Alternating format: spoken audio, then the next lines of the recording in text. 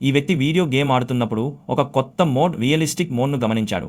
ఆసక్తితో అతను దాన్ని ఎంచుకున్నాడు. గేమ్లోని జంగిల్ తన ఇంటి సమీపంలో నిజమైన జంగిల్లా కనిపించింది. ముందుకు వెళ్ళినప్పుడు ఒక వ్యక్తి ఎటువంటి కారణం లేకుండా తుపాకీతో కాల్పులు జరుపుతున్నాడు. వెంటనే అతను అతన్ని కాల్చి చంపాడు. ముందుకు వెళ్లి మరికొందరు ఆయుధాలతో ఉన్న వ్యక్తులను చూశాడు. మరొకరిని కాల్చి అతని తుపాకీని తీసుకున్నాడు. అకస్మాత్తుగా స్క్రీన్పై లోడింగ్ సందేశం కనిపించింది. ఇది నీరు తాగడానికి మంచి సమయం అనుకున్నాడు. కానీ తిరిగి వచ్చినప్పుడు షాక్ అయ్యాడు. అతని పాత్ర చెట్టు దగ్గర నిలబడి మూత్రం విసర్జిస్తోంది. ఏ బటన్ నొక్కినా పని చేయలేదు. పాత్ర మాట్లాడింది, ఓ నాకు నిజంగా వెళ్లాల్సి వచ్చింది.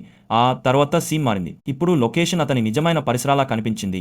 గేమ్లో వెనక్కి తిరిగినప్పుడు తుపాకీతో ఒక వ్యక్తి గస్తీ తిరుగుతున్నాడు. ఆలోచించకుండా అతను 360 హెడ్షాట్ చేసి సమీపంలోని ఇళ్లపై గ్రెనేడ్లు వీశాడు. అప్పుడే అతని ఫోన్ మోగింది. అది అతని స్నేహితుడి నుండి కాల్. అదే కాలనీలో నివసించే వ్యక్తి. స్నేహితుడు చెప్పాడు, బ్రో నేను ఇప్పుడే తుపాకీ కాల్పులు విన్నాను. అతను షాక్ అయ్యి నాకు ఏమీ వినిపించలేదు అన్నాడు. కానీ గేమ్లో ముందుకు వెళ్లి ఒక మలుపు తిరిగినప్పుడు ఫోన్లో మాట్లాడుతున్న తన స్నేహితుడిని చూశాడు. అతను షాక్ అయ్యి, బ్రో నీవు గేమ్లో కనిపిస్తున్నావు, నీ చేయి ఊపు అన్నాడు. ఆశ్చర్యకరంగా స్నేహితుడు నిజంగా చేయి ఊపాడు. కానీ స్నేహితుడు నవ్వి, నీవు చాలా గేమ్లు ఆడుతున్నావు, నీవు పిచ్చెక్కావు అన్నాడు. అతనికి భయం వేసింది. ఈ గేమ్ను ఇప్పుడే ముగించాలని అనుకున్నాడు. అతను తన పాత్రను తనపై తాను కాల్చుకునేలా చేశాడు. ఫోన్ కాల్ కట్ అయింది. స్నేహితుడు ఫోన్ పెట్టేశారని అనుకుని అతను గేమ్ ఆడటం కొనసాగించాడు. కానీ అప్పుడు మరింత వింతైన విషయం జరిగింది. గేమ్లో అతని స్వంత ఇల్లు కనిపించింది.